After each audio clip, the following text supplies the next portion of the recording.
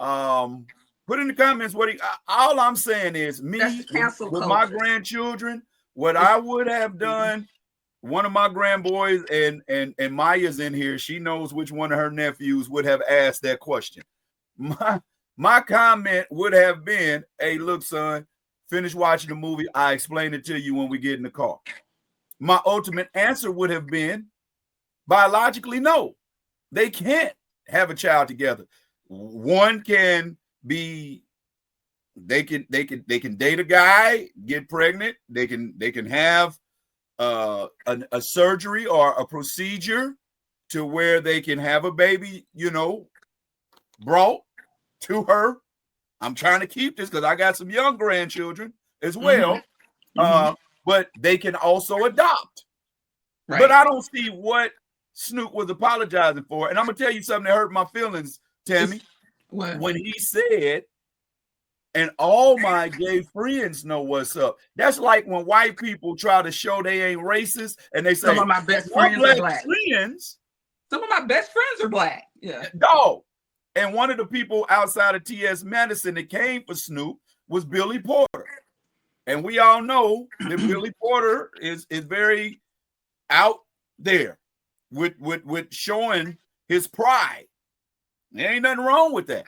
But something that I had a problem with what Billy Porter said is, in his attempt to read Snoop, and this is why I hate Snoop buckling, is that, well, let's try talking about to your grandson all your many arrests and all your many murder trials and this and this and this and that. And first of all, Billy, respectfully, his grandson didn't say, hey, Grandpa, Snoop, why you talk about Doggy Style? Why you name your album Missionary? What is gin and juice? He didn't say that. He asked, can two women that is in this child production that are kissing each other have a baby? Now, if that's going to be part of the content, stop making these movies G and allow parents to know this is going to be something you potentially have to address. Now, somebody made an argument from the community. Well, you see it in everyday living. What you going to say, X, Y? Well, in everyday living, he may be prepared to answer that, but not in a kid's movie. No, kids movie. I don't want to explain heterosexual love making in a kid's movie. Thank you. Remove all of that. You can't entertain children without having to bleed that over. Hold hands. That's a child's level of knowing affection. Think about all the Disney movies that we used to watch when we were kids. When did they actually kiss like that we just saw them do? We didn't see that. Yeah, they didn't kiss like that, but they do got some hidden. They got some hidden endos. They do. Now they definitely do. Walt Disney was a freak from Missouri. You do realize that, right? No, I didn't. And I ain't apologizing because these just jokes. But no, man, I think we need to pull back from always feeling like we got to cater and cower to a certain power level. Look, man, if you don't want people who have, especially men born in the 70s, mostly raised in the 80s, Snoop's music from the 90s, instead of being offended at everything, why don't you hit him up and say, hey, Snoop, did you consider XYZ, wah, wah, woo? If you really want us to understand the community, won't you just please enlighten us? Because over the weekend, I saw a dude with a full beard. It was trimmed nicely. Down the sides, Tammy, the goatee attached, but he had a full beat face of makeup. And he introduced himself as Ralph. What's up, Ralph? I hope you don't mind. But he introduced himself as Ralph. Now, do I call Ralph he, she, or they? I don't know. But the first time meeting someone, how do I know? When he wears a beard, although wearing makeup, gloss, and all that, but then introduces himself as a male gendered name, do I say, hello you?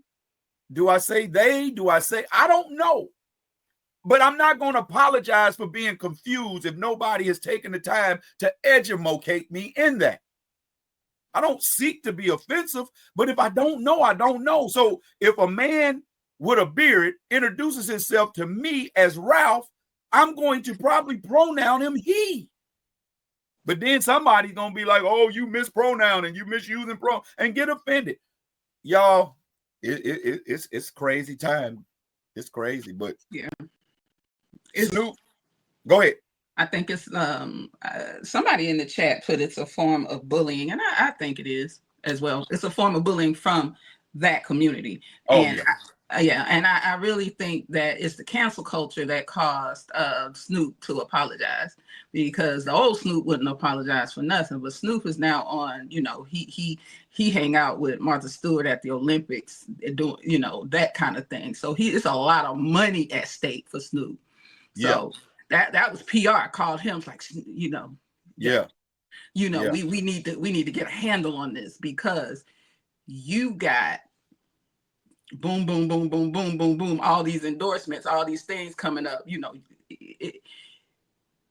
That's why he buckled.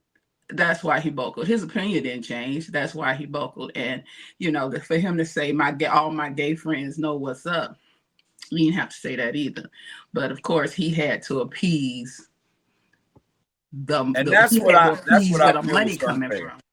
That's what I feel is unfair, man. And that is the classic definition, Tammy, of selling out, which all selling out ain't bad. But geez, man, you're apologizing. But I guarantee you, if we was in a room with Snoop, no cameras, no recording devices, Snoop ain't feeling different from what he said. He's just apologizing to maintain business relationships, which is a form of compromise, a form of maturity. All compromise ain't bad, but dang, man, I'd have been like, yo, man, I didn't know what I didn't know. And that wasn't to offend anybody. And that's I'm sorry, go ahead. And hopefully y'all that got offended will understand that, man, I'm me not knowing this new stuff. I'm trying to learn. That's about the best apology you're going to get from me. Yeah, and that's not really an apology. That's just explaining that's just an explanation of the situation. I would be able to stomach that more so than an apology, because you shouldn't be sorry. You shouldn't be sorry for that. Now, like I said, he's just trying to appease the moneymakers, but Snoop was Snoop. People fell in love with Snoop because Snoop was who he was. That's what catapulted him, because Snoop wasn't apologetic. Snoop was Snoop.